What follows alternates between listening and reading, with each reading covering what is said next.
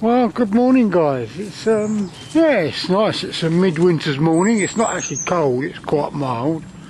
The past week has been very cold.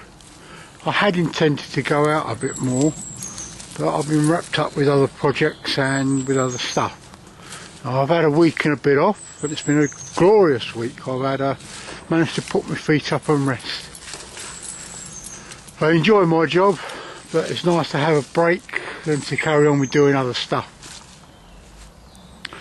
Different getting to these woods, because my main getting is blocked off at the moment, and I'll come to that in a bit. They're desilting the lake, and so they've cut that entrance off for a while. But it's not bad up through here. It's nice. I'm not going to spend a lot of time out today. I've just put my cameras out with me and a pocket knife, and have a chat about that in a minute. And of course the faithful hound as well, Alfie. Yeah, it's nice. Been getting on with some weaving, which I enjoy immensely. That has been coming along very, very good, and I'm thoroughly enjoying it. Exploring different arts and crafts within the compass of bushcraft. It's not all running around with knives and saws and axes in woods. There is the craft side of it as well, which I've often mentioned in the past and often gets forgotten about.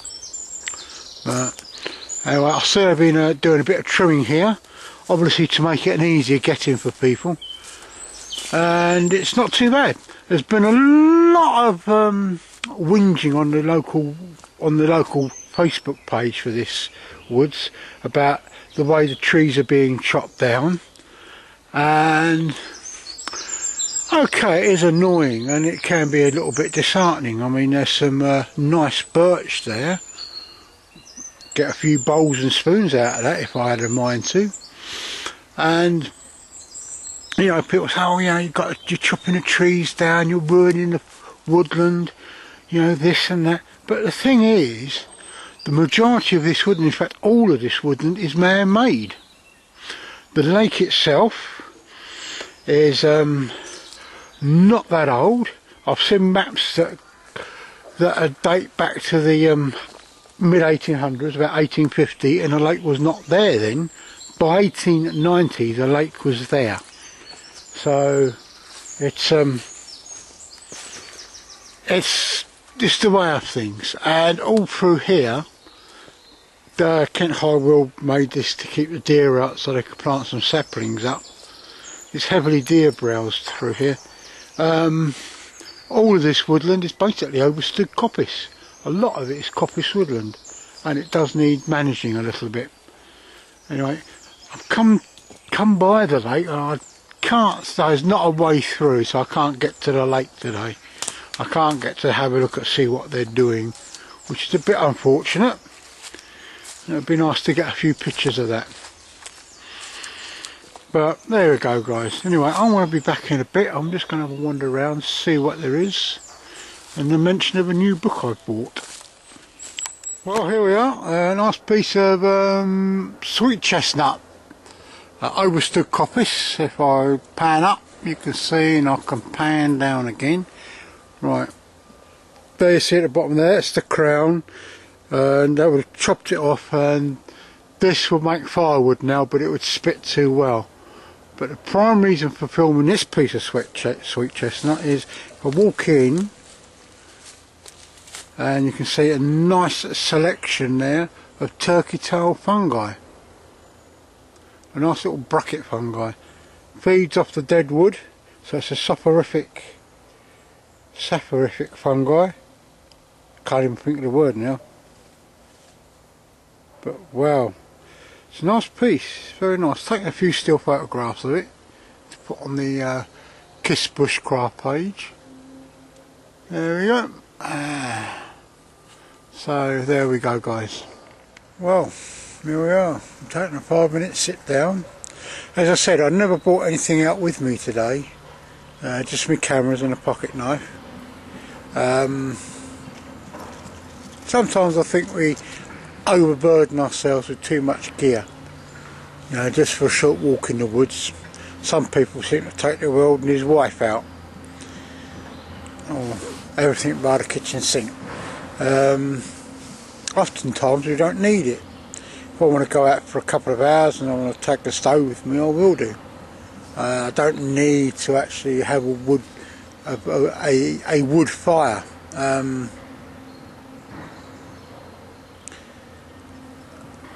A little mess stove is just as good, and to my mind I leave the wood for the woodland creatures. And on that I got a book yesterday published by the RSPB. It's called The Great British Wildlife Hunt, and it's a bit like an I Spy book on steroids, if any of you guys remember those. Great read. You get so many points for spotting or finding certain items in the book.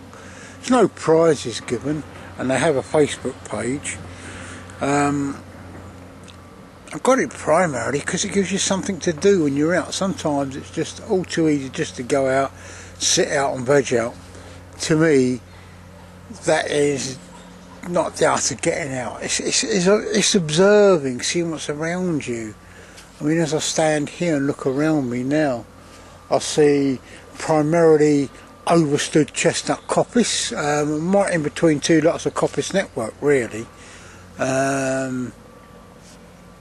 One side goes into Greg's Wood and to Coneybarrow Wood, or what's left of Coneybarrow Wood, and the lake, and the other way, that way, goes into the rest of Greg's Wood and part of Robinsgate, which was all coppice.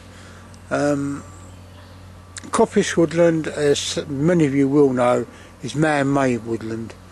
It's quite densely packed. Normally a coppice round, depending on what was being coppiced and what it was for, would have gone from 5 to 30 years. Most hazel coppice was coppiced at around about 5 to 7 years. Chestnut and sycamore was done from 10 years onwards, depending on what it was used for. It's interesting, this woodland. I mean, if you listen very carefully at the background and sort of like right opposite me, they're building a new lot of flats. They had some old flats down there, they knocked them down because of subsidence, and they're building new ones in there. So they've levelled the ground out, they sorted the ground out, and they're building new flats. That caused a lot of controversy, you know, as anything seems to do. Everybody's worried that this woodland's going to be destroyed, but it won't be. It'll be managed, and certain trees will be taken out, and to my mind a lot of the overstood coppice needs coming out to open up the woodland a bit, to allow woodland butterflies to come in and what have you. So I'll turn round and you can see where I'm sitting. Right, whoa, there we go. Right, and this is it. Nice piece of woodland. I say over that way, through the trees, is where they're building the new flats, and beyond that is where I live. There's an ancient, or what would have been an ancient beech tree. I think bits of it started falling off. If you can see down the bottom there, you can see where it was starting to rot. And of course eventually it would have shed its limbs. Beeches are very prone to that. As I was talking about earlier, books and what have you, I've got loads and loads of books, mostly around wandering around tracking, various aspects of wildlife, whether it's flowers, trees, fungi, or wildlife with feet on. The one thing I don't have in my collection, and I think I'm a bit of a maverick on this, I mean, nearly every outdoors person I know that does sort of bushcrafty survival stuff has a copy of Lofty Wiseman's book, and I think I'm the only person that hasn't got one. I did have it, I read it, and I binned it. I didn't think it would have been much use to me. I don't have any barrel cactuses around here, and it really didn't cover anything that I needed. I mean, I'm not into survival. I'm a woodsman, a proto-woodsman really, that makes bread. I enjoy being out here, I enjoy taking photographs, and I enjoy crafting out of the wood that I can pick up from around here. The thing is, I haven't got out much lately, and I'm really trying my hardest to put that to rights. But I've had one or two health issues as well this year, which has sort of stopped me going out a little bit. And it was incredibly cold last week. Cold doesn't really put me off that much, but it was damp cold, and of course getting this inkle weaving, which hopefully I'll probably attach a little video at the end of this one on what I'm doing. Anyway guys, I'm going to go and call it a day. Right guys and girls, there's a nice little find, oyster fungi in the bottom of this beech tree.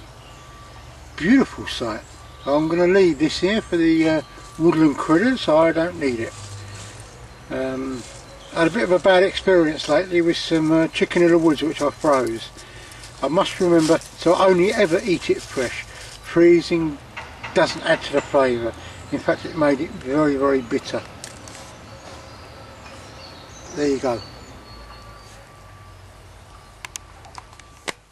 Well guys, here we are. As I said earlier, show a bit more about the old inkle loom. I've got it set up here on the table, and it suits me very fine, this setup, because I can sit at my set on the settee in the evenings. I can tilt the table up.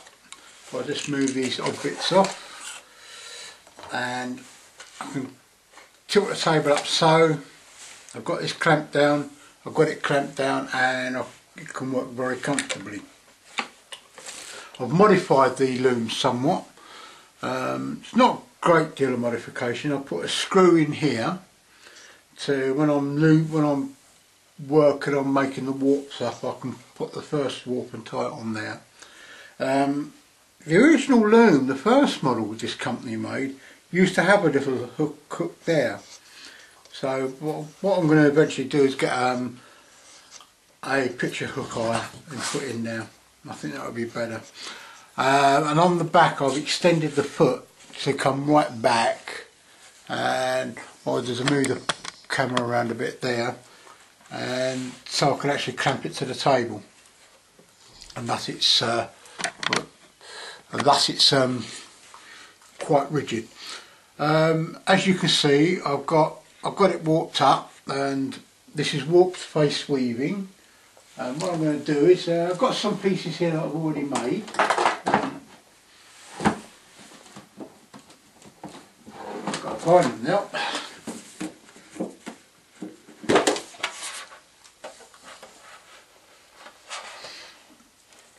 There's two, there's another one somewhere, and I don't know what I've done with it. Whoops, don't want that. Right, now these two inkles, or bands, are black and red, and this is straight weaving. It's the same as this. This is bands, and this has got what I call a flower pattern on it. I'm not sure what I'm going to use these for yet, but a really nice piece of work. And this is a method. This isn't such a good piece. I completely ballsed it up. It should have been a little bit longer than this, but I messed up on tying the threads. And this has got pick-up weaving, so I can get patterns into the actual weaving itself. And this has got diamond type patterns. Again, I'm not sure what I'm going to use it. These will be trimmed for something, or a strap. And this one is using green, yellow and black, and I'm getting a type of flower pattern on there. Again, it's just straight weaving. There's no pickups or anything. The pickup weaving is a little bit more difficult. Now, I bet there's some people out there thinking, well, what the hell has this got to do with bushcraft? It's got a lot to do with bushcraft. The Sami people did this type of weaving. Well, so did the Norwegian people in general. In Josseberg ship burial, they found tablet weaving, a tablet weaving loom all set up. You can make a strap, you can make straps, belts, you can make skorbands or vorthas for your boots. And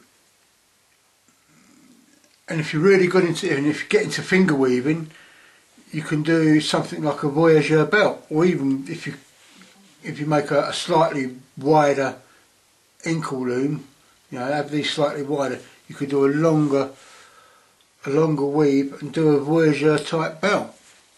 The possibilities are endless, and again, it's all part of the craft side of bushcraft.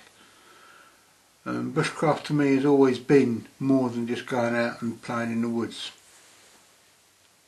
As I mentioned earlier in the video, and while it's here, I did get that book, and it's called The Great British Wildlife Hunt by Anne Harrop, and it covers all different types of terrain, from woodlands right through to the open countryside, and gives you various things to look out for. Adds interest to going out. To my mind, I see too many videos of people just going out, lighting a fire in the woods and doing little else. They're doing nothing practical, you know. They bought a new piece of equipment. I've actually got to the point, and I've been looking around Amazon, and I've been looking at a few other websites,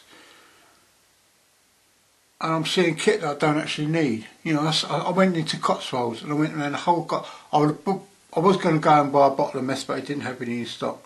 But that's all I would have bought, with fuel for my stove. Don't need any kit. I could have a fantastic new stove come onto the market, but I won't need it. I've got enough. I've got a few stoves. I've got a Trangier burner, got a couple of wood stoves, and I've got the knowledge to build an open fire. That's all I need. Well guys, that's the inkle loom, and those are some of the things I'm intending doing, and I'm halfway through this one as well at the moment. I shall be getting on with this in a minute. Get out and about guys, get out and inwards. Oh, just before I go, I'm happy to make a few of these as well. This is a netting needle, but it can also be used as a shuttle as well for doing this, and also for doing the old tablet weaving, which I'll be doing in a few days time. Anyway guys, I'll see you around. Bye.